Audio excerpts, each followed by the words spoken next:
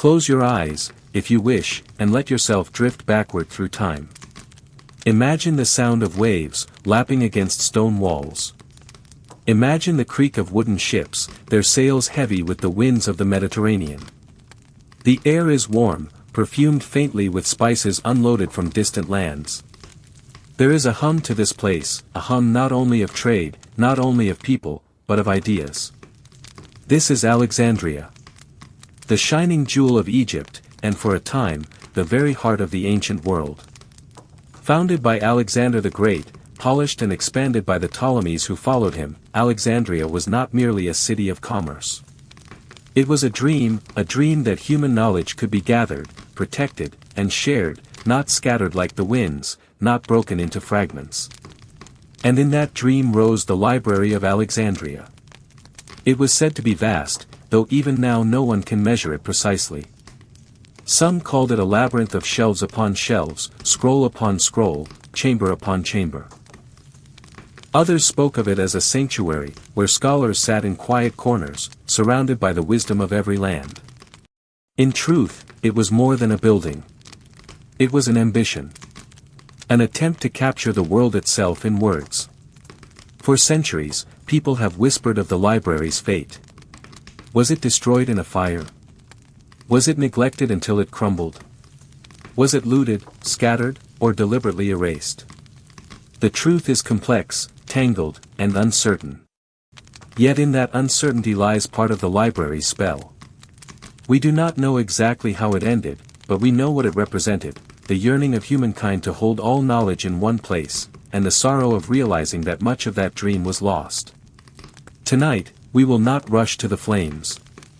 Tonight, we will wander slowly, carefully, through the corridors of time. We will enter the city of Alexandria as it first rose, walk through the imagined halls of the library, listen to the whispers of scholars and the scratching of reed pens. We will follow the library's life from its hopeful beginnings to its uncertain end. And as the story unfolds, let it lull you into a softer rhythm, a rhythm of history told not in urgency, but in calm remembrance. So settle in. The waves are still lapping against the harbor walls. The lamps of Alexandria are flickering to life as evening falls.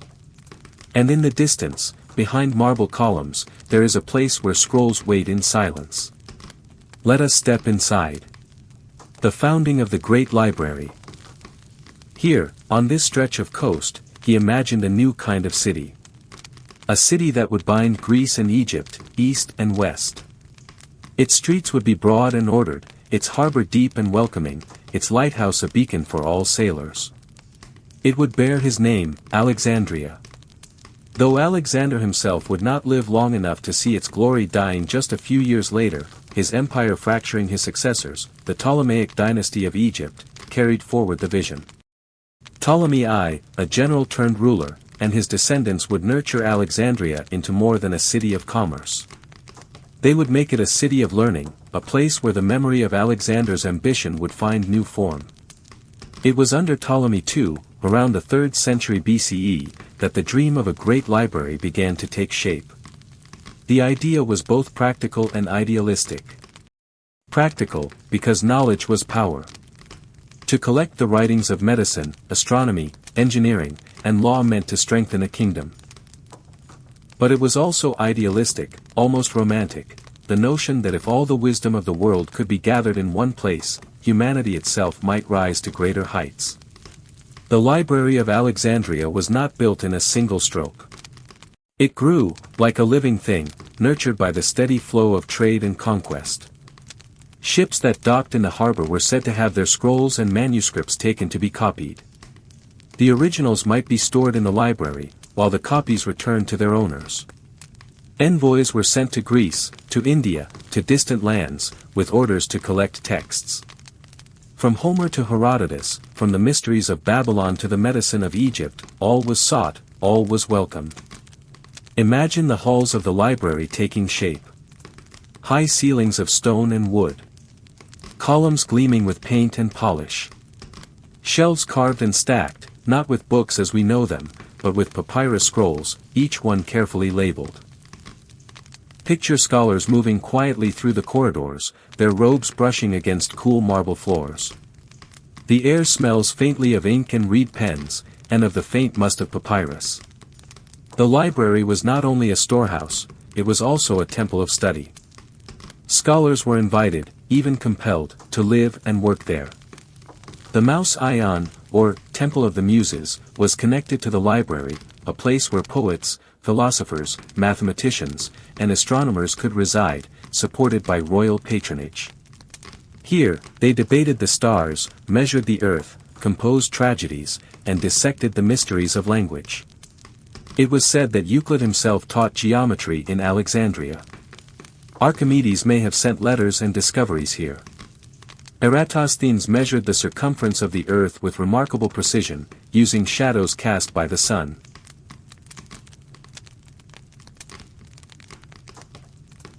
The library was, in many ways, the world's first great research institution. It was a place where knowledge was not only stored but created, expanded, refined. Ideas traveled along the marble floors like footsteps, echoing from chamber to chamber. And in those early days, the dream seemed boundless. If a ship came into port, its scrolls were borrowed. If a traveler arrived, his stories were written down.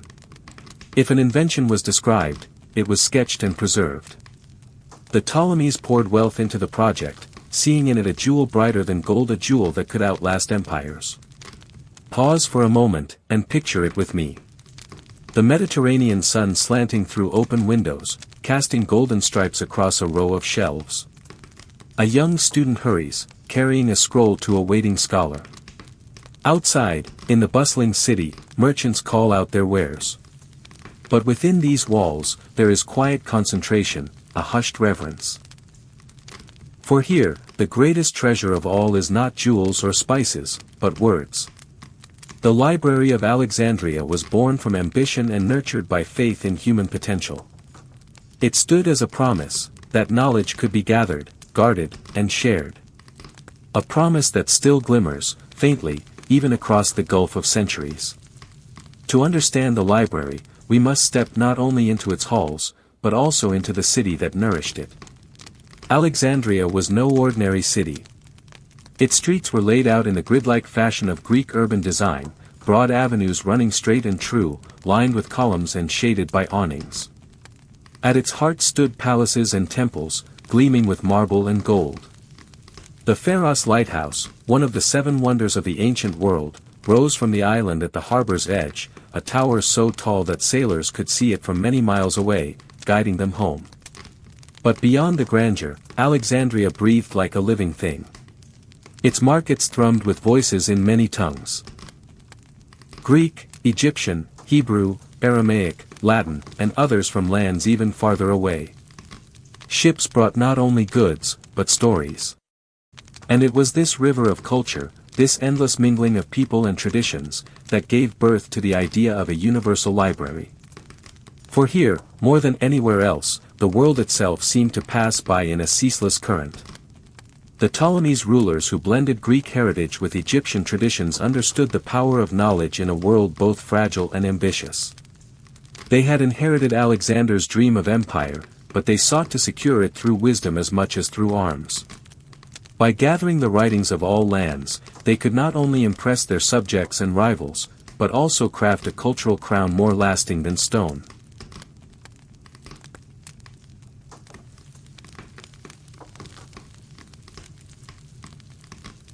The library was part of the Mouse Ion, the Temple of the Muses, daughters of memory and inspiration. Picture it, a vast complex that included lecture halls, gardens, observatories, dining rooms, and living quarters for scholars. The Mouse Ion was less like a library as we imagine today and more like a research institute, a sanctuary where learning was woven into every hour of the day. Residents were fed at royal expense, their housing provided, their work supported. In return, they devoted their lives to study, debate, and discovery. Eratosthenes, the polymath who calculated the circumference of the earth, once walked these halls, using nothing more than a stick, the sun, and the patience to compare shadows in 2 different cities.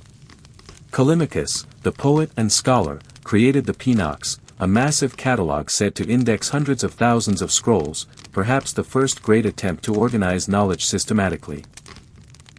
Herophilus, a physician, studied the human body with a rigor that shocked his contemporaries, describing the nervous system and even daring to map the pulse.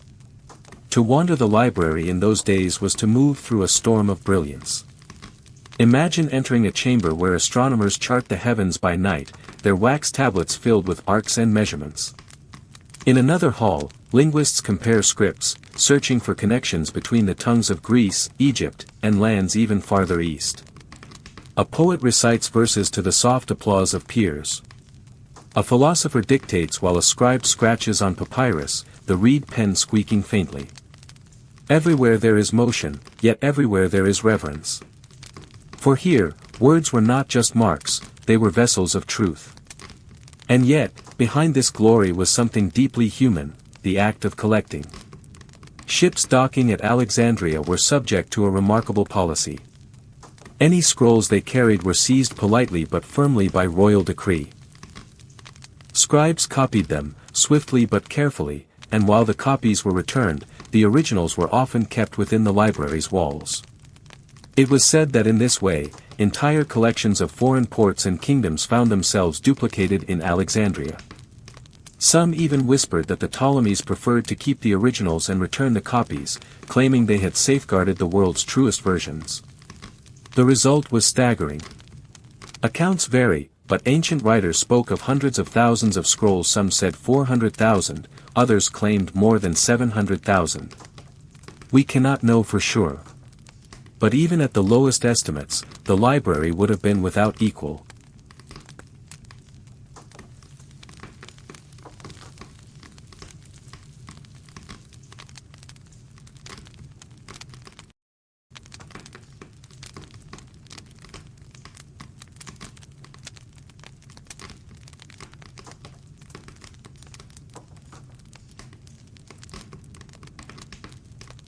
Pause for a moment.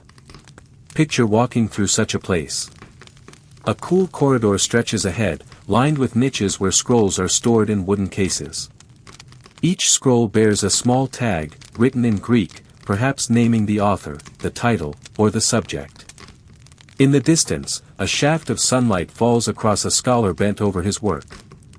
His voice murmurs softly, rehearsing a line from Homer. The air is dry, to protect the papyrus, and faint dust motes dance in the light. You feel, even as an outsider, that you have stepped into something sacred.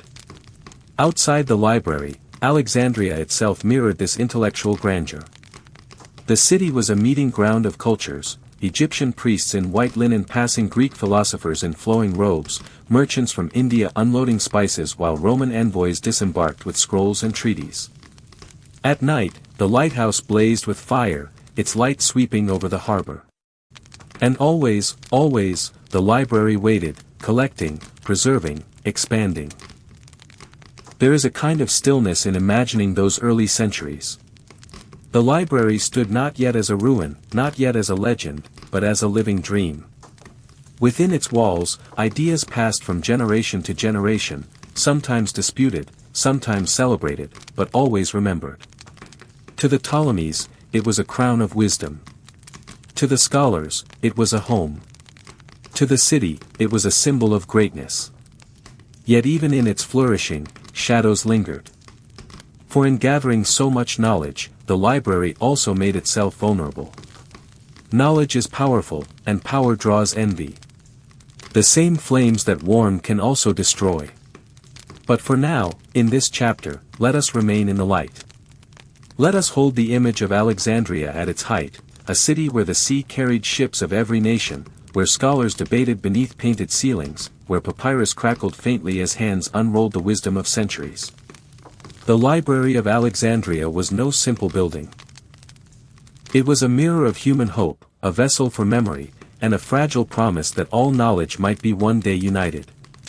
As night falls on the imagined city, lanterns flicker along the colonnades. The sea is calm, the harbor alive with quiet songs. Inside, scribes continue their copying, their reed pens moving in steady rhythm. And for a brief, golden age, the Library of Alexandria lives. A day in the library.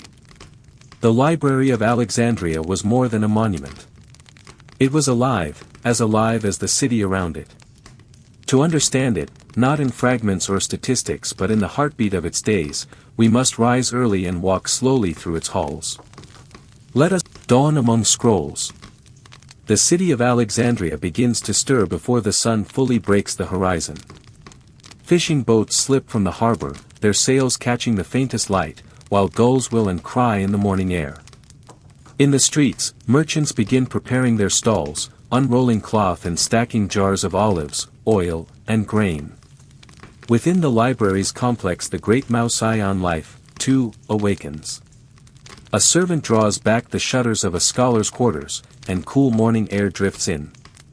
A faint scent of papyrus and ink still clings to the man's robe from the day before. He rises quietly, washing his face in a bronze basin, murmuring perhaps a short prayer to the gods of wisdom. He dresses simply, for though the library was a palace of knowledge, it was not a place of vanity. By the time the first light touches the Pharos lighthouse, the scholars of the library are gathering in the courtyards. Some walk slowly in pairs, their voices low, already discussing the debates that will carry them through the day. Others sit alone, their scrolls tucked under an arm, their thoughts still half dreaming. In the shaded cloisters, a boy carries fresh ink and bundles of sharpened reed pens, ready to be distributed to the scribes. The air is filled with quiet expectation. The day has not yet begun, but the promise of discovery hovers over the marble like mist. Morning study. As the sun climbs higher, the library hums to life. Inside its long halls, niches filled with scrolls stand in ordered rows, each tagged with small wooden slips bearing the name of author and work. The catalogue de Pinox helps guide scholars to the writings they seek, but to wander the library is also to risk distraction. One comes searching for Homer and stumbles upon Hesiod. One arrives in pursuit of medical treatises and ends up captivated by ancient hymns from Babylon. Scholars take their places at long wooden tables, the surfaces scarred by years of use. A roll of papyrus is unfastened, its fibers crackling softly as it unfurls. Across the table, another scroll is already open, weighted by smooth stones to keep it flat. The scholars murmur, reading aloud, their voices mingling in a soft chorus. A physician studies the works of Herophilus, comparing them against older Egyptian medical writings. A mathematician marks numbers in wax tablets, scratching lines with his stylus, lost in thought. A poet dips his pen in ink and drafts verses inspired by an ode he has just discovered in the collection. Each man and sometimes, though rarely, a woman sinks into his work as though into a private current of the Nile. The midday debate. By midday, when the heat presses down and the city outside bustles in the marketplace, the library gathers its scholars into shaded courtyards for discussion. Here, beneath vine-draped colonnades, knowledge takes its most vibrant form. Picture the scene: a circle of philosophers sits cross-legged on the ground, one man holding a scroll of Plato, another gesturing sharply as he argues a counterpoint. Their voices rise and fall like waves. A physician interjects, weaving medicine into philosophy, while a geographer adds an observation about distant lands. Laughter sometimes breaks through, for even the wisest of men find delight in a clever turn of phrase.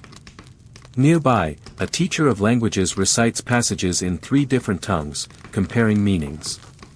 A scribe leans in, noting down the variations for the record. A mathematician, chalk in hand, draws figures on a waxed board, sketching arcs and angles as he explains his latest calculations. The debates stretch long into the noon hours. Some end in agreement, others in stalemate, but all end with respect. For here, in this sanctuary of the Muses, argument is not enmity but a way of sharpening the truth. And while the scholars speak, servants move quietly among them, carrying trays of bread, figs, cheese, and watered wine. The body must be fed, even as the mind soars. The work of the scribes. No account of a day in the library is complete without entering the chambers of the scribes, the hidden heart that ensured knowledge did not vanish. In a long, cool room, dozens of scribes sit at low desks. Light filters in from narrow windows high above, casting thin beams across the floor. Each scribe works with care, unrolling one scroll just far enough to copy its lines onto another sheet of fresh papyrus. Their reed pens dip into small clay pots of black or red ink. The room smells faintly of resin and gum used to treat the papyrus. The work is tedious, but it is holy. A single slip of the pen, a missed word, could twist meaning. And so each man bends close, his eyes scanning carefully, his hand moving in a steady rhythm. The murmur of voices outside does not disturb him. His task is sacred, to preserve the memory of the world. At intervals, a supervisor passes by, comparing original and copy, nodding approvingly or gently correcting an error. The work never ends. Ships arrive in the harbor with new scrolls daily, seized or gifted, all destined for duplication. Some speak of faraway laws, others of strange rituals, still others of poems that no Alexandrian had ever heard. Each is welcomed, copied, and entered into the collection. In this way, the library grows. Afternoon in the gardens. By afternoon, the intensity of work eases. Scholars stroll into the library's gardens, shaded with sycamore and laurel, where pools of water reflect the sky. Here they walk slowly, some alone in meditation, others in pairs, still murmuring their debates. The gardens are not idle places. They are extensions of the library itself. Medicinal herbs grow in ordered rows, tended by apprentices who note their properties and uses. Astronomers lie on their backs, tracing the path of the sun with their hands, marking its angle for later study. Poets recite to one another beneath the trees, their voices soft, their gestures graceful. And in this gentle setting, the knowledge of the library breathes outward, into the open air. It is no longer confined to scrolls or chambers but becomes a living dialogue, a weaving together of mind and nature. Evening lamps. As the sun sinks toward the horizon, painting the sea in gold, the library shifts once more. Scribes close their scrolls, carefully rolling them and replacing the tags. Scholars return the works they borrowed to their niches. Servants sweep the floors, collecting scraps of papyrus, stray notes, and ink-stained cloth. When the oil lamps are lit, their glow spreads through the halls like small suns. The library becomes a place of whispers, softer and more contemplative. A few scholars remain, unwilling to abandon their work. They bend close to their lamps, the light flickering across their faces, their hands still moving over wax tablets. Outside, Alexandria buzzes with evening life, markets closing, taverns filling, the harbor lit by the lighthouse flame. But inside the library, there is only the soft crackle of fire, the smell of oil and papyrus, and the murmur of voices sinking into night. A final debate lingers in the courtyard. A philosopher raises one last question, and the others laugh, agreeing to continue tomorrow. Slowly, they disperse, returning to their quarters within the Mausoleum. One by one, the lamps are extinguished, until only a few glow faintly in the darkness. And so a day in the library ends, as it has for decades, with minds full of questions, hearts stirred by the weight of wisdom, and the endless promise of another dawn. Closing reflection. To walk through a day in the Library of Alexandria is to witness not only study and labor, but devotion. Every hour was dedicated to the pursuit of knowledge, not for wealth, not for war, but for the simple, enduring hope that to understand the world was to live more fully within it. And as the city of Alexandria sleeps, lulled by the sound of the waves against the harbor, the library itself seems to dream. Dreaming of all it, the scholars of Alexandria. The Library of Alexandria was not built of stone alone. Its true walls were made of minds, and its true treasure was not papyrus but people, the men who bent over those scrolls, who argued in the courtyards, who dreamed beyond the horizons of their time. To walk through its halls was not only to see the shelves, but to feel the presence of those whose ideas lived in every corridor. Let us now linger with them. Slowly, one by one, we step into their lives, hearing their voices, watching their hands at work, until the library becomes not merely a place, but a gathering of souls brilliant, restless, and endlessly human. Eratosthenes, the geometer of the earth. Among the most luminous of Alexandria's minds was Eratosthenes, born in Cyrene, a city on the northern coast of Africa. By the time he came to the library, he carried with him a reputation for versatility: mathematician, poet, astronomer, and geographer. He was, as some called him, a pentathlete of learning, gifted in many disciplines though master of none, except perhaps one, the art of asking questions. Picture him in the library's courtyard. His beard is neatly trimmed, his eyes sharp, his hands always moving as he explains an idea. He is surrounded by students, young men leaning forward eagerly, for Eratosthenes has devised something remarkable, a way to measure the very size of the earth itself. The story unfolds slowly, as he explains. In the town of Syene, farther south along the Nile, he had learned that at noon on the summer solstice, the sun stood directly overhead. Objects cast no shadow. But in Alexandria, at that same hour, shadows still stretched across the ground.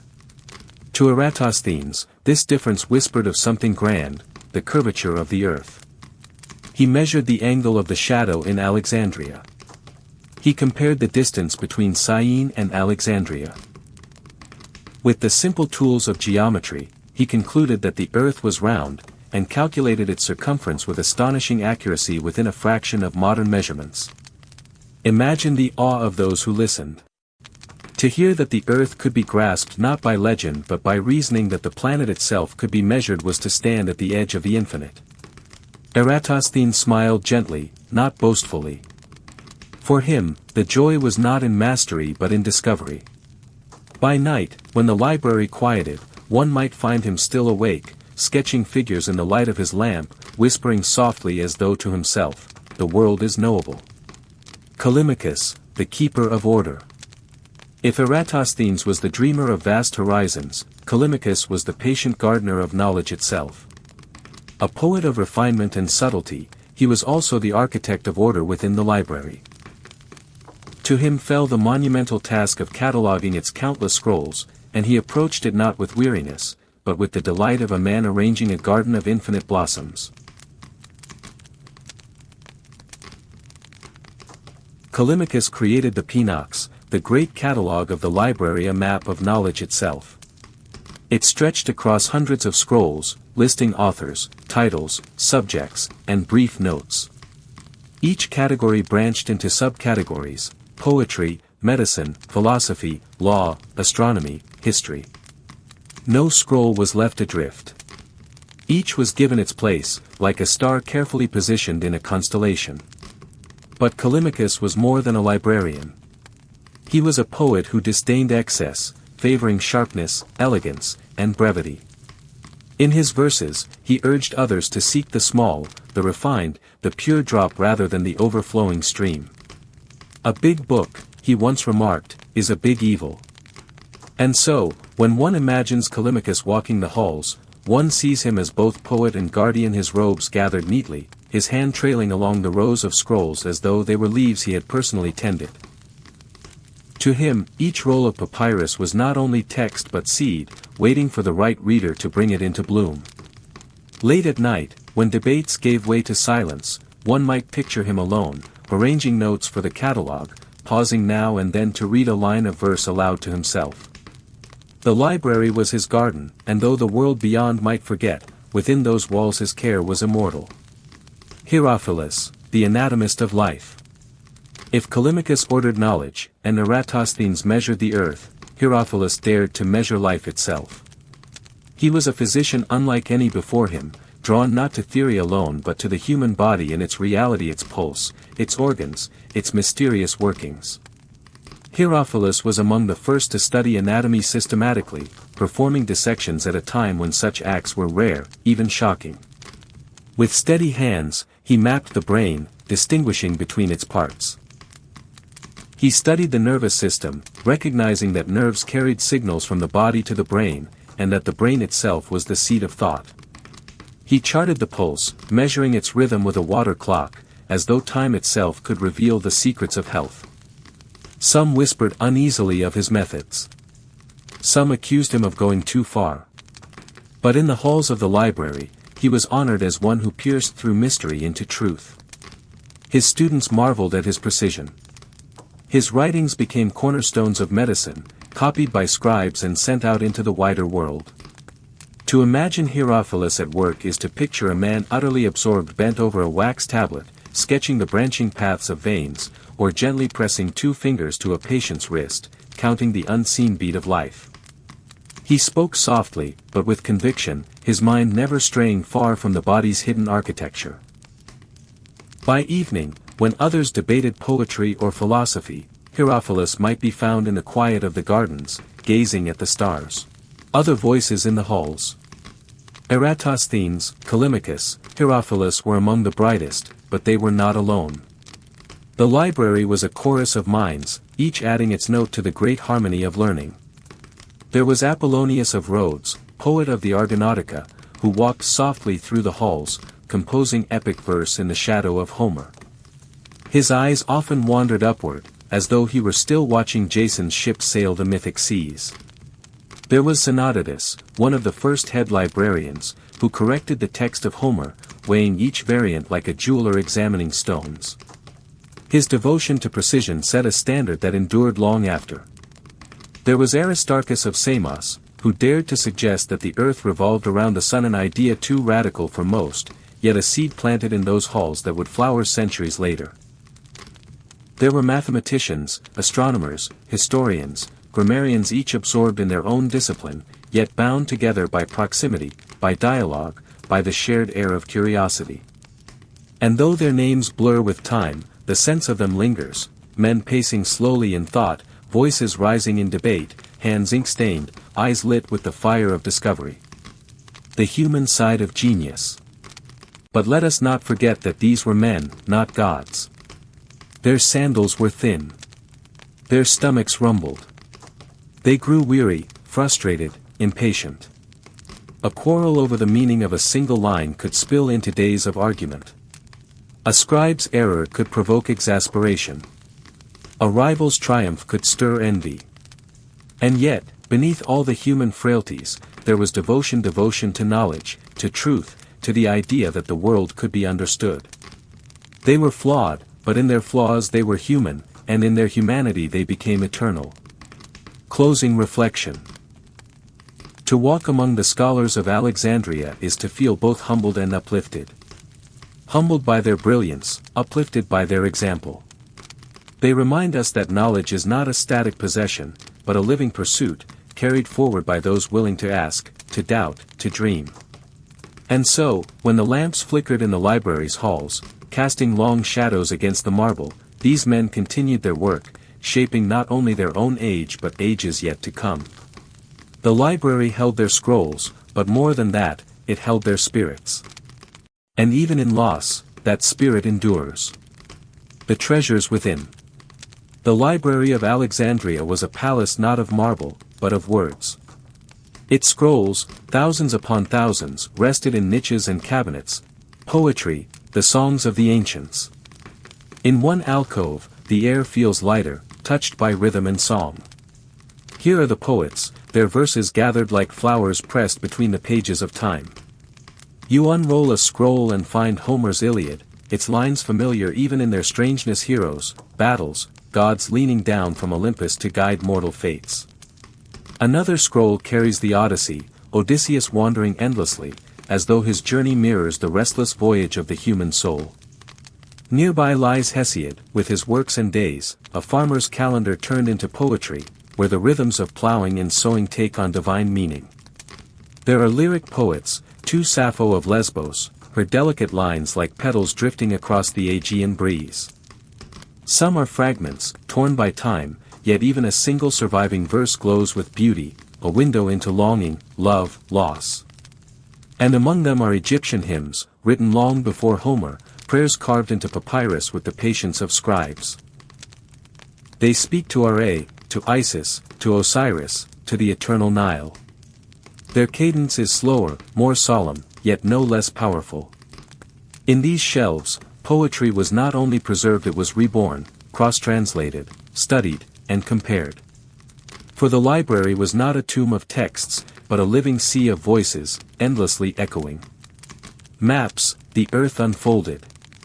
In another chamber, the shelves gleam with something different. Here are maps, not pictures as we know them, but scrolls filled with lines, lists, and diagrams, each one an attempt to unfold the earth itself upon papyrus. Some are Babylonian, squares of clay copied into scrolls, showing rivers like veins of the world. Some are Egyptian, where the Nile is drawn like a winding spine, its branches feeding into fields. Greek geographers, too, left their marks, coastlines inked like threads, islands dotted like stars in a great terrestrial constellation. Eratosthenes' maps were here, vast and daring, where the world curved, no longer flat but round, measured and calculated. Imagine him unrolling one before his students, tracing the paths of traders, soldiers, explorers. The earth, once a mystery, was now a figure drawn in ink, immense, but knowable. These maps were not always precise. Some stretched lands too wide, or placed mountains where none existed. Yet even their errors spoke of yearning, the desire to know what lay beyond the horizon.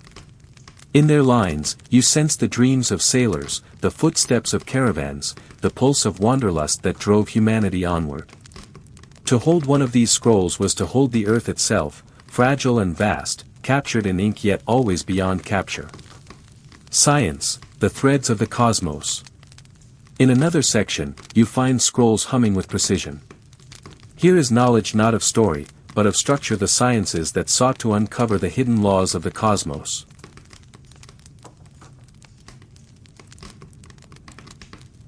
Astronomy scrolls describe the stars in ordered constellations. Hipparchus' careful notes mark the positions of celestial bodies, predicting their motions with uncanny accuracy.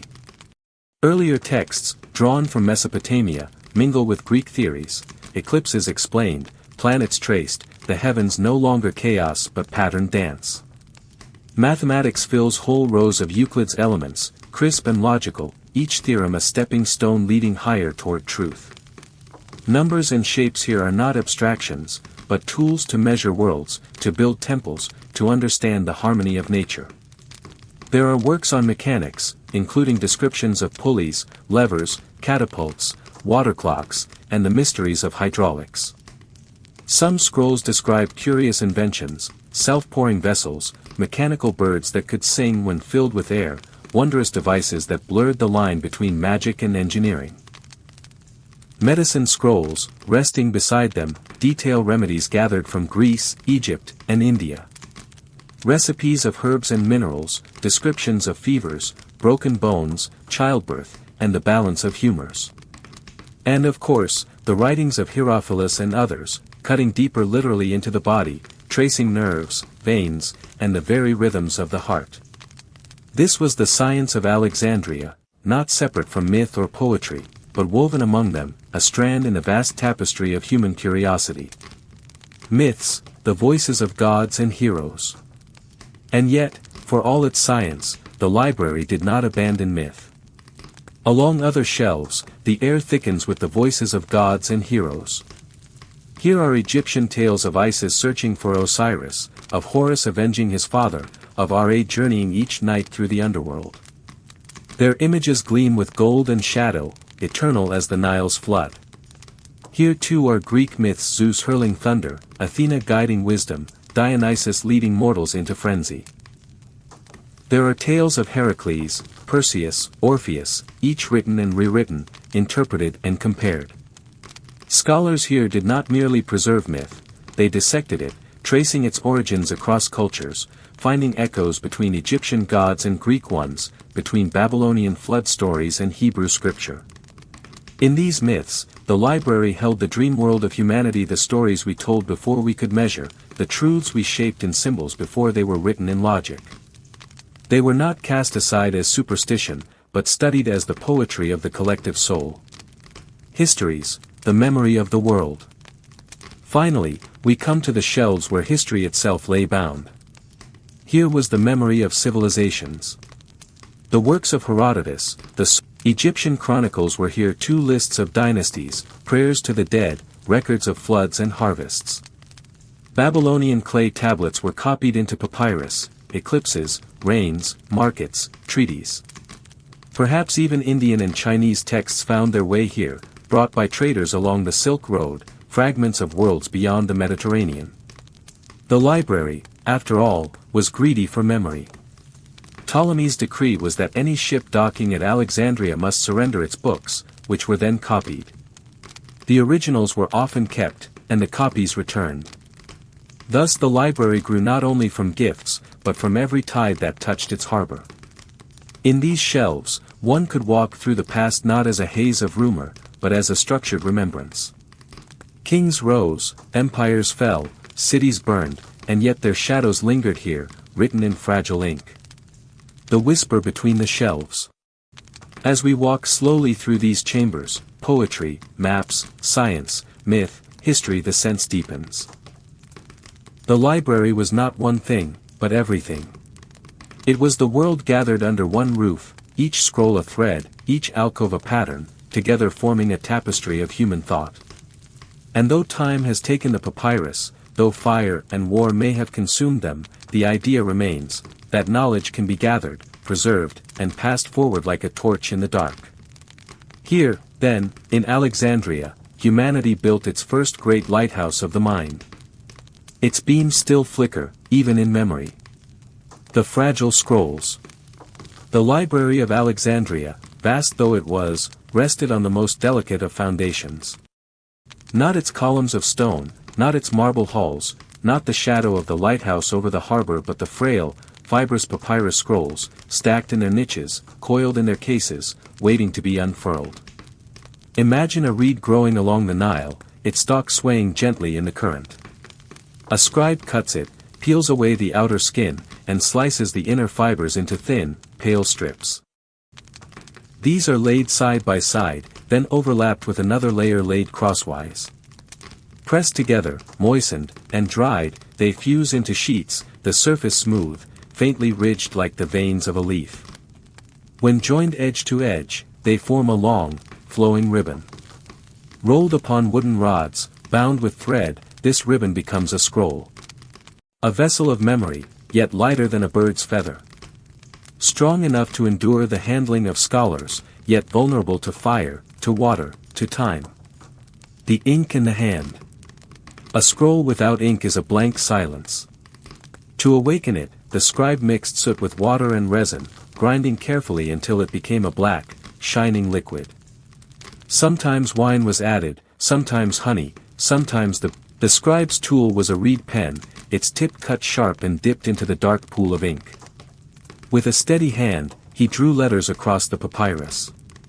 Each stroke was an act of patience, for mistakes could not easily be erased. Some scrolls still carry faint smudges, where a hand trembled or a pen bled too heavily.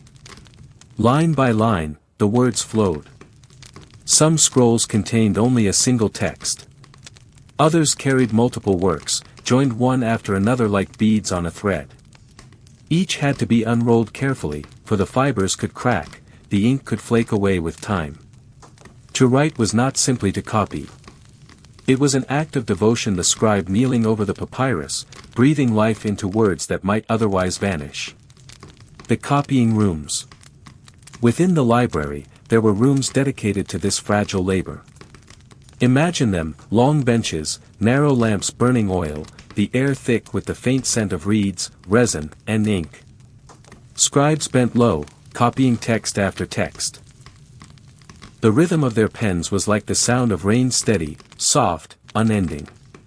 Here, knowledge did not simply arrive and rest. It was multiplied, spread, renewed. Every ship that came to Alexandria with books was part of this process. The works were borrowed, copied, compared, and then catalogued. The originals often remained, while the copies traveled outward again. Some scribes worked on grand commissions, transcribing Homer, Hesiod, the great philosophers. Others worked on fragile treatises, obscure fragments, letters, contracts, oddities brought in from distant ports. No text was too small to be preserved, for even the most humble fragment might one day be the key to memory. The act of copying was a race against decay. Papyrus wears thin, ink fades, hands grow tired. Each copy was a breath of new life, a renewal of existence. The shelves and the shadows. Picture the scrolls stored in niches along the walls. Some wrapped in linen, others bound with colored thread. A tag hung from each, inscribed with the author's name and the title. Yet many scrolls bore only fragments of titles, or none at all, for time erodes not only the fibers, but the memory of authors. The library had a system of cataloging, created by Callimachus, the Pinox. A vast index of titles, authors, and subjects. Yet even this was fragile, for it, too, was written on papyrus, subject to the same fate as the works it described. Imagine a scholar searching for a text, unrolling not only, even without disaster, time was the slowest fire. Papyrus dries, cracks, and flakes. Insects chew through it. Mold stains it. The ink fades, the letters blur, until a word becomes only a shadow. And yet against all this, the library endured for generations. Not because the scrolls were indestructible, but because human hands kept tending them. The act of care itself was what preserved them. The scribes copied, the scholars studied, the shelves were dusted, the scrolls repaired. Fragility was never conquered, only delayed, a balance maintained, like a flame sheltered in the hollow of the hand. The trust of generations.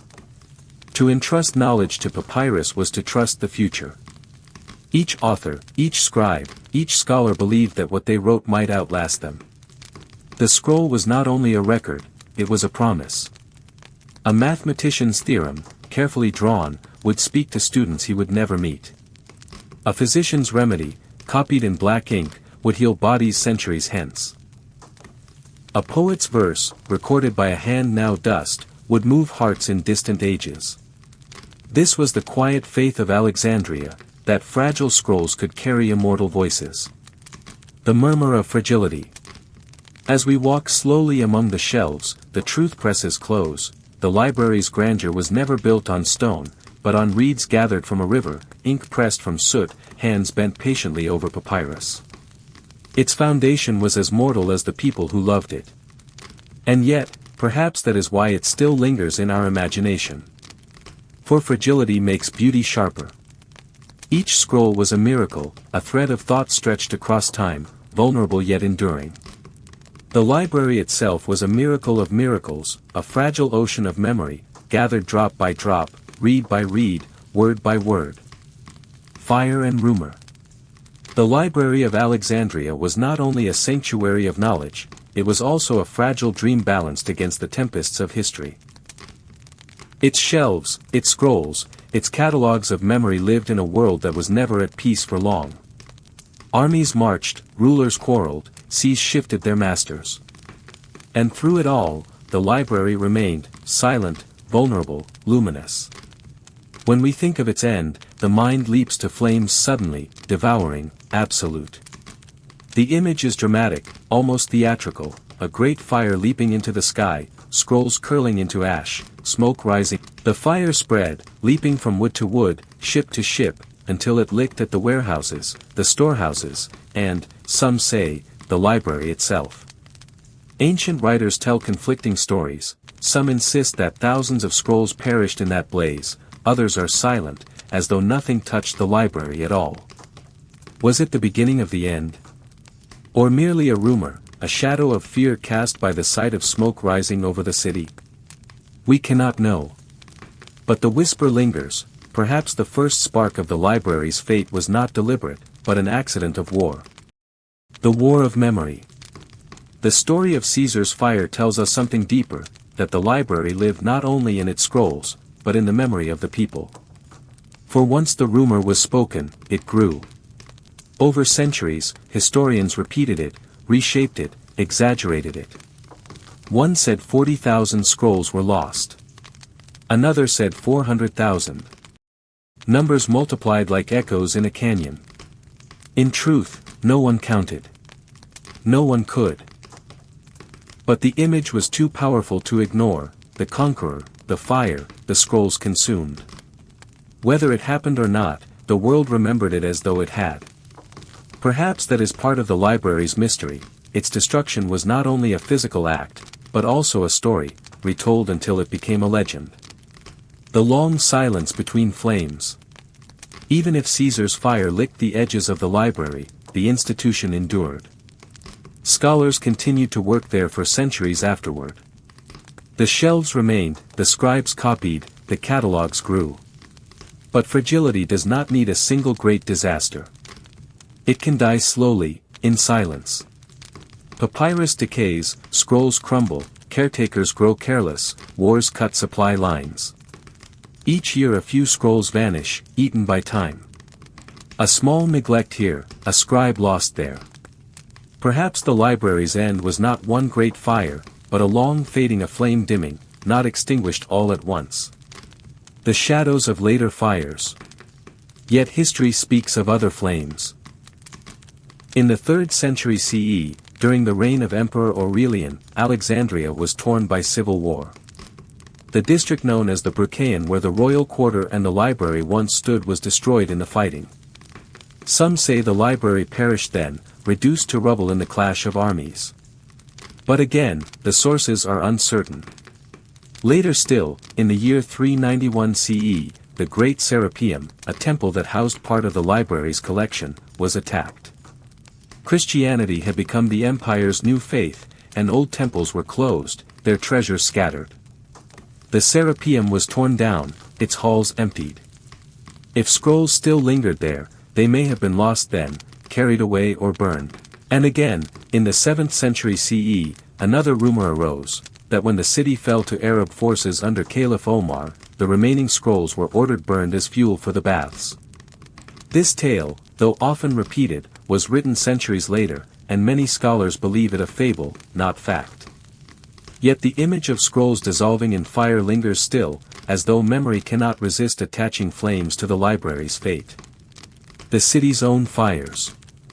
It is easy to imagine armies and decrees ending the library. Yet Alexandria itself was a city of fire. Its wooden houses, its oil lamps, its crowded streets, all could ignite in a single accident. Storms sometimes tore through the city. Earthquakes rattled its walls. Fire was not rare, but constant, a hazard of daily life. Perhaps the library did not die in one spectacular blaze, but in many small ones. A corner of the collection lost here, a chamber damaged there, a storm toppling shelves, a careless lamp dropped upon the floor. Each wound was small, but together fatal. The symbol of fire. Whether true or not, fire became the symbol of loss. The human mind, when faced with the absence of something so great, imagines a flame. It is a fitting metaphor. Fire consumes, leaves nothing but ash, and yet its smoke rises, like memory, into the sky. In whispers of fire, the library became more than a building. It became the embodiment of fragility itself, proof that even the brightest achievements can vanish in a moment. The flames of rumor ensured that, paradoxically, the library was never forgotten. The rumor as legacy. What if the library had survived intact? What if its scrolls had endured, its shelves still standing, its catalogs still legible? Perhaps it would simply have been another archive, studied, respected, eventually replaced by newer collections. But because it was lost or rumored to be lost, it became a myth. Its destruction turned it into a symbol of everything that knowledge can be. Fragile, luminous, fleeting. Fire and rumor, entwined, kept it alive in human imagination. Even today, we speak of the library as though it were a dream just beyond reach. Not because we know its fate, but because we do not. Its mystery is its immortality. A city in the glow of absence. Imagine Alexandria in the years after. Scholars are still walking its streets, temples still rising, ships still docking in the harbor. And yet, somewhere in the city's memory, there is an absence. A place where once scrolled the hushed end. We cannot say with certainty which fire, if any, destroyed the library. Perhaps it was Caesar. Perhaps it was Aurelian. Perhaps it was the Serapeum. Perhaps it was not fire at all, but the slow crumble of centuries. But what we know is this: by the time the medieval world looked back, the library was gone. Not a single scroll remained. Not a single shelf. Not even the catalogue of Callimachus. What endured was only the rumor, the whispers, the stories retold across ages. The library became both lost and eternal, destroyed yet immortal, absent but present in every dream of knowledge. The quiet lesson of the flames. As you drift in thought, imagine the fire not as destruction, but as transformation. The flames, real or imagined, carried the library from wood and reed and ink into story and myth. What burned, if anything, became part of the air, rising into memory. And so the library teaches us, even in its loss. That knowledge is fragile, that memory is uncertain, but that stories endure. The rumor of fire has burned brighter than the flames themselves. The echoes of knowledge. When the last embers of rumor fade, and we imagine Alexandria's shelves standing empty, a question stirs quietly in the mind: was it all truly lost? Could so vast a collection vanish without leaving any trace, any echo, any whisper in the world?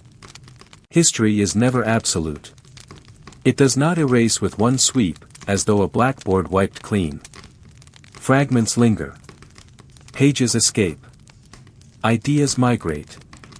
Knowledge, like water, has a way of seeping through cracks, flowing onward even when its source is blocked. And so, though the Library of Alexandria may have perished, there is reason to believe that parts of its soul, small sparks of its vast fire, drifted into other lands, other languages, other centuries. The idea of copies. The library was, at its heart, not only a collector but a copyist. Each scroll that entered Alexandria was read, copied, and catalogued. Ships docked in the harbor were sometimes ordered to surrender their books, which were transcribed and then returned. Over time, multiple copies of countless works must have existed. And where there are copies, there are survivors. Perhaps the originals perished in the flames or crumbled with age, but the duplicates, dispatched quietly into the hands of other scholars, may have traveled far. It is not too bold to say that much of what we know of ancient Greece, of early science, of medicine, and of history may once have sat upon. This vast index listed the authors and titles once housed in the collection, arranged by subject, with commentary and classification. Though the Pinox itself is lost, fragments survive through references in other works. These fragments tell us that the library held not only Greek philosophy and poetry, but also Egyptian lore, Babylonian astronomy, Indian tales, and more. The catalogue became a kind of ghostly map of what was once inside the shelves, a whisper of the whole through the survival of a few names, a few titles. Even its absence reminds us, the library's knowledge did not vanish into nothingness, it left footprints in the works of those who once walked its halls. Echoes in Rome. Many of the texts once housed in Alexandria later appear in Rome. Roman scholars such as Cicero, Pliny the Elder, and Galen cite works that may have passed through Alexandria's shelves. Galen, the great physician, openly referred to medical texts preserved in the library. Pliny the Elder, in his vast natural history, drew from countless sources geographical, botanical, astronomical that echo the kind of learning once gathered in the Egyptian city. Did Rome inherit some of Alexandria's soul? Perhaps. The Romans admired Greek learning deeply, and their conquest of Hellenistic lands surely brought manuscripts into their libraries.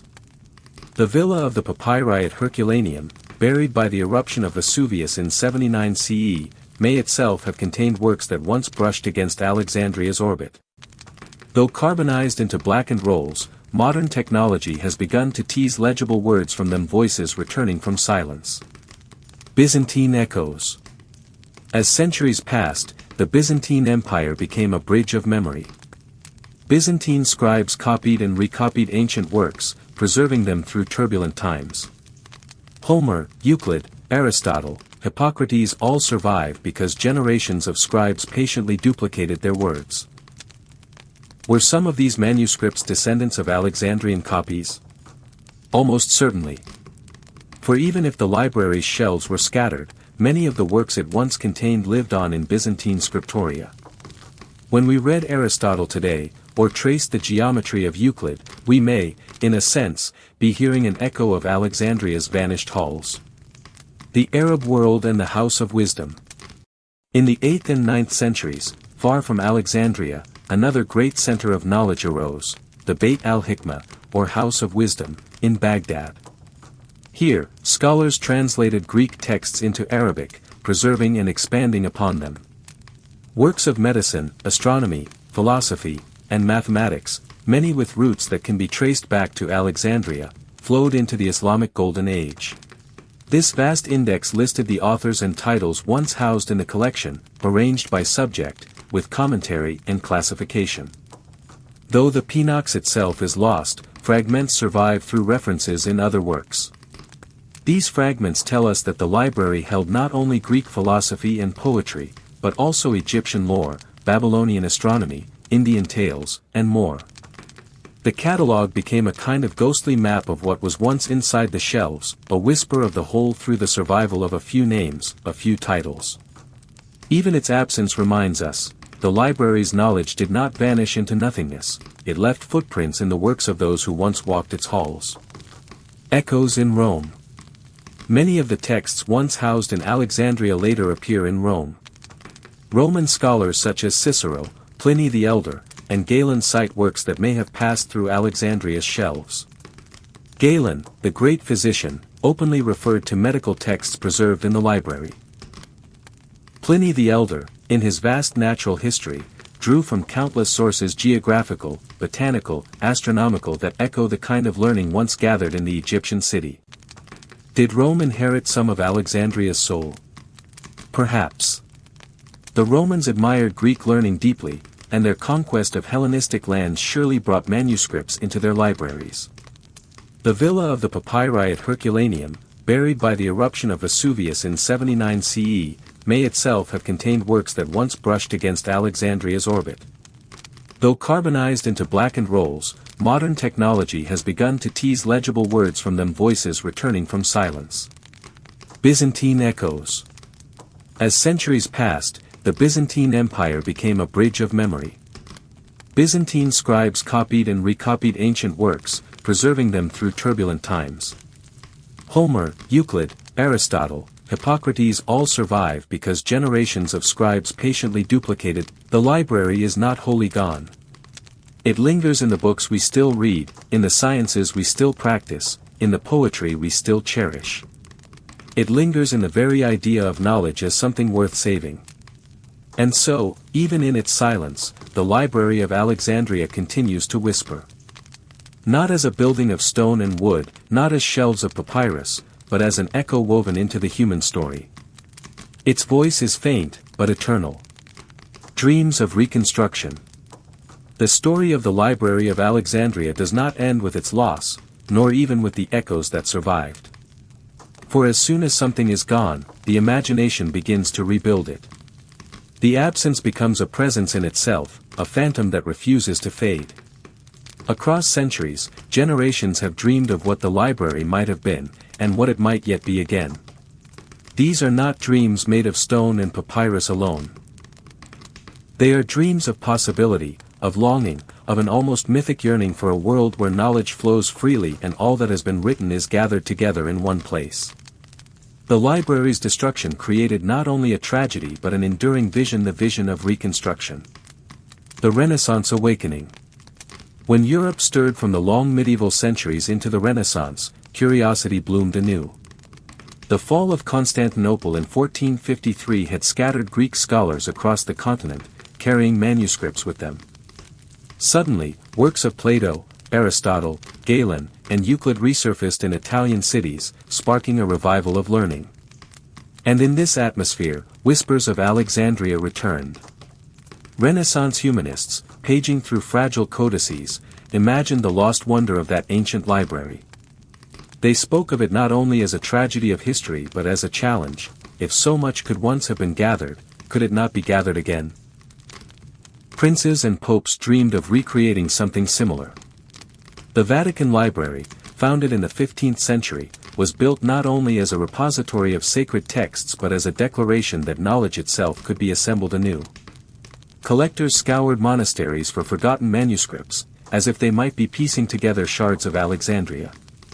The printing press, a new hope.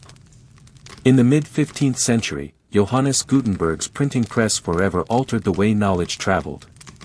No longer confined to fragile manuscripts, words could now be replicated endlessly, carried far beyond the walls of any single library. To many, this felt like Alexandria was reborn not as a single building, but as a multiplying presence. Where the ancient library gathered scrolls by the thousands, the printing press promised millions of books, each a miniature echo of that great collection. Some writers even described printing as the answer to Alexandria's loss. What fire had destroyed, ink and press could restore, ensuring that no single disaster could silence humanity's accumulated wisdom again. The encyclopedic dream. In the centuries that followed, the dream of reconstructing Alexandria took new forms. In France during the Enlightenment, Denis Diderot and Jean-Le d'Alembert began their vast encyclopedia. This was not a library of scrolls, but a library of ideas, a project to gather all human knowledge into a single, ordered collection. The very word encyclopedia carries the echo of Alexandria, an attempt to circle knowledge, to enclose it, to keep it whole.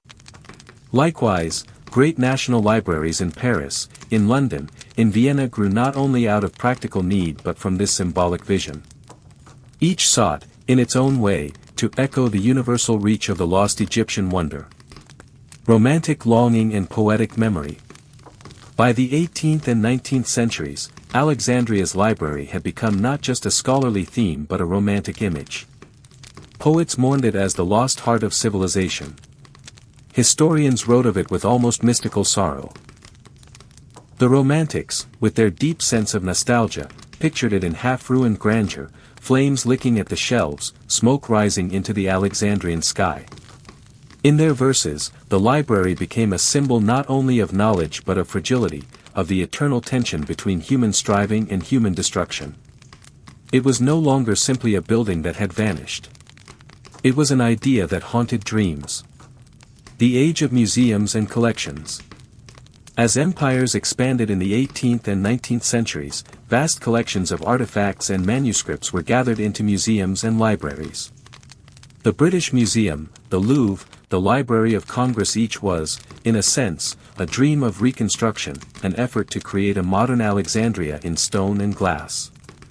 Of course, these collections came with their own shadows: colonialism, conquest, and appropriation. Yet behind them lay the same impulse, the belief that human knowledge and heritage could, and should, be gathered, preserved, and displayed.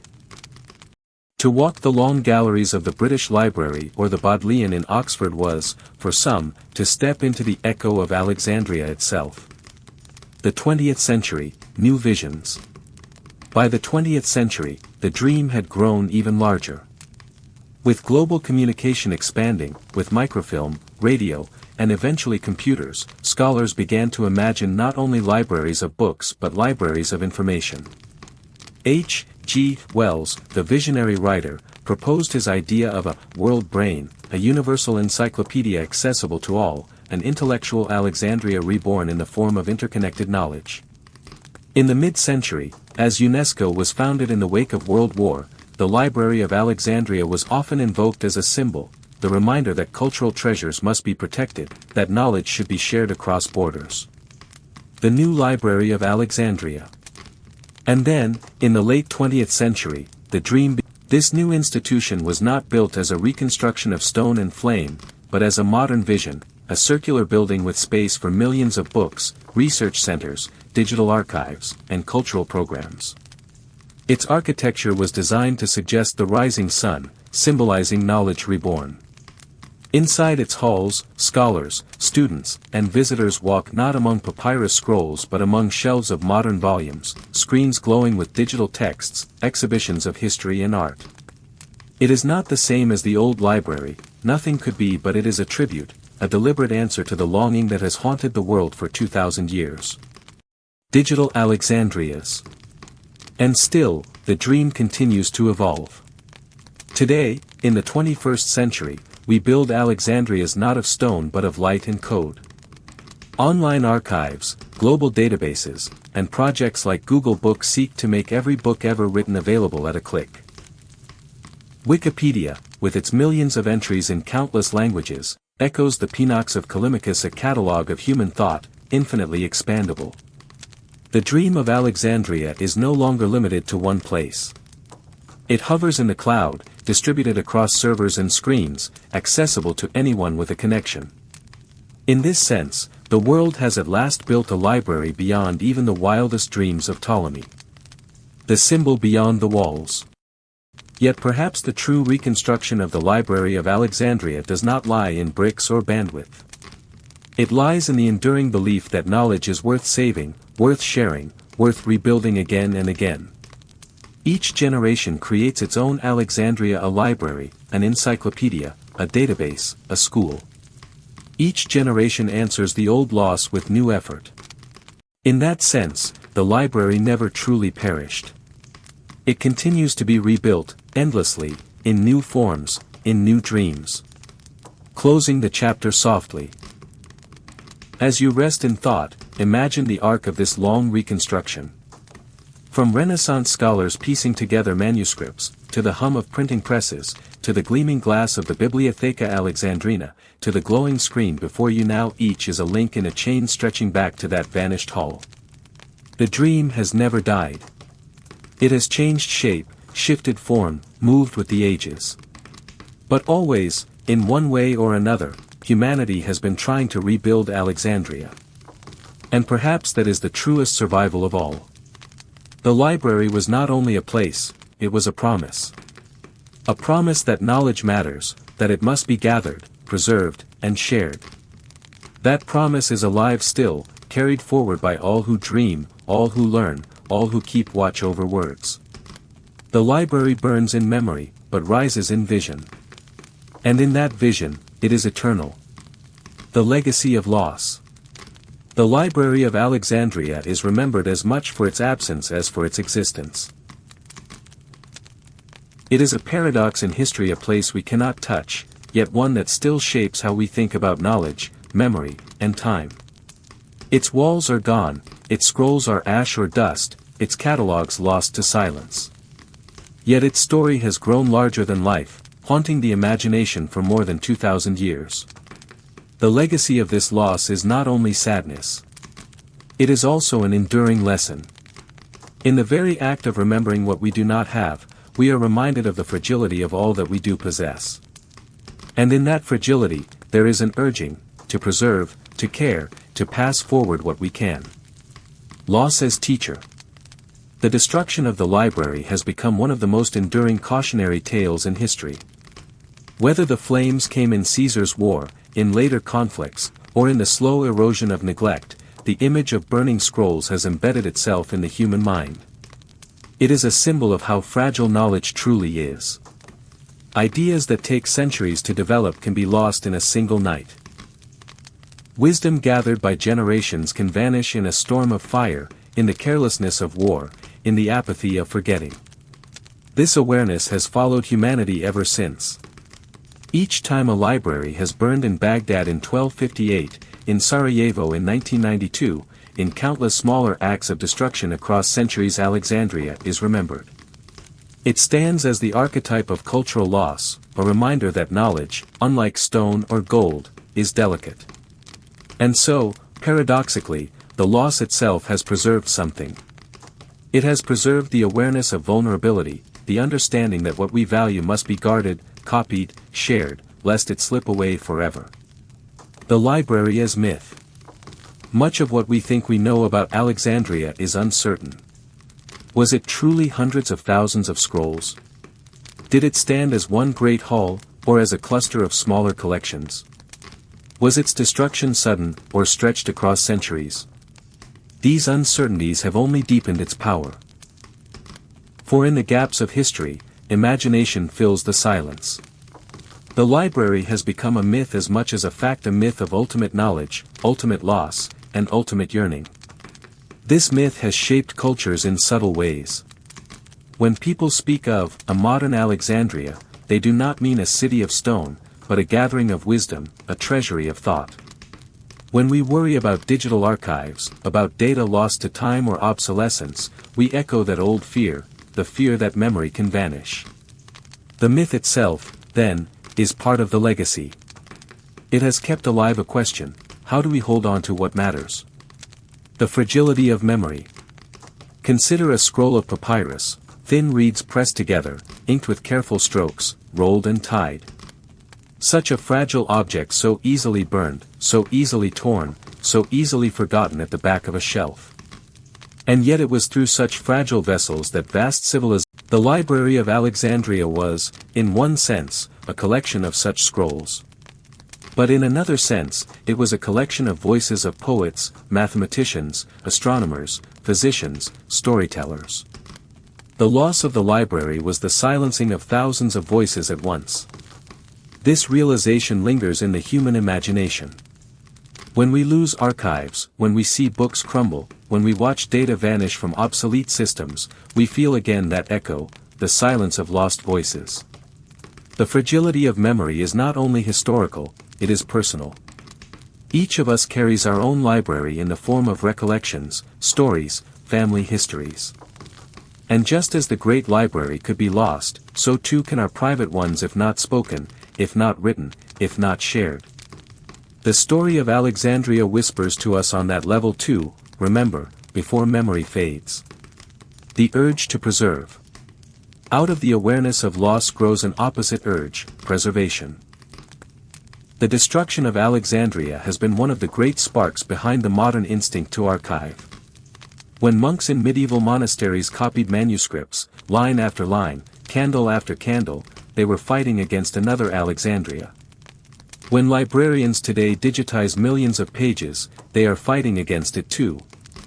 The story of that loss is always present, pushing preservation forward. The urge extends beyond books. Museums, archives, and even digital backups on distant servers, all these are answers to the same fear. If knowledge is fragile, we must multiply it, scatter it, protect it in as many forms as possible. And perhaps this is the paradox: without the library's destruction, humanity might not be so vigilant. Loss sharpened our care. Silence taught us the value of words. The eternal quest for knowledge. At its heart, the Library of Alexandria is not only a tale of destruction but of desire to know, to gather, to understand. Its memory fuels the eternal quest for knowledge. Every university, every research project, every library, every archive all stand in the shadow of Alexandria. They are answers to the same ancient impulse: to collect the wisdom of the world, to keep it safe, to make it accessible. This is why the story resonates even today. In an age where information flows in torrents across screens, we still look back to that vanished hall and see both inspiration and warning. Inspiration, because it represents the greatest gathering of thought. Warning, because it shows how easily it can be lost. Thus, the legacy of loss is not despair, but momentum. It drives the quest onward. It urges us not to give up, not to neglect, not to let memory fade again. The personal echo. In this way, the story of Alexandria is universal. It is not only about scrolls and scholars, but about the fleeting nature of all memory, the way every moment can slip away unless shared. To think of the library is to think also of our own lives. What do we preserve? What do we pass on? What stories do we carry forward, so that the silence is not complete? The library as eternal reminder. And so, across centuries, the Library of Alexandria remains with us, not in stone, not in papyrus, but in thought. It is a reminder carved into the very idea of knowledge itself. It reminds us that what we have is fragile. It reminds us that preservation is never guaranteed. It reminds us that memory must be nurtured. And above all, it reminds us that the quest for knowledge is worth continuing, even knowing that it can be lost. For what matters is not only the scrolls that remain, but the striving to gather them, to share them, to dream them into being again. Soft close of the chapter. As we drift toward the close of this chapter, let us imagine once more the great hall of Alexandria. The scrolls are gone, the shelves are bare. And yet, In the silence, the legacy lingers. It lingers in every library we build, in every book we open, in every archive we save, in every memory we pass on. It lingers in the awareness that loss, though painful, can teach us to care more deeply. It lingers in the eternal quest that never ends to know, to preserve, to share. The library is gone, but the legacy of its loss has become one of humanity's greatest inheritances. For in losing it, we learn to value all the more the fragile treasures of knowledge we still hold. And in that way, though its shelves are ash and its scrolls are dust, the Library of Alexandria endures not as a building, but as a lesson, a warning, a promise. A library eternal. The story of the Library of Alexandria has carried us across centuries. We began at its imagined doors, walked through its luminous halls, traced the daily rhythms of its scholars, lingered with its fragile scrolls, and mourned the shadows of its loss. Now, at last, we come to rest. The library itself may be gone, yet in another sense, it has never truly vanished. For though the shelves are empty, though the walls have crumbled, the library continues to live in memory, in longing, in the quiet spaces of imagination. It is eternal, because we carry it with us. The library beyond stone. Think, for a moment, of all the places where the spirit of Alexandria now dwells. It dwells in every library, whether vast and modern or small and tucked away in a quiet town. It dwells in the screens we scroll, where words travel faster than light. It was never only papyrus and walls of stone. It was, and is, an idea, the gathering of human thought in one embrace. And an idea cannot burn. An idea cannot crumble. It travels onward, carried by us all. The library within. There is, too, another library, one not made of scrolls or shelves, but of the heart. Each of us is a keeper of our own library eternal. We gather stories of those we love. We carry the lessons of our teachers, the wisdom of our ancestors, the memories of our journeys.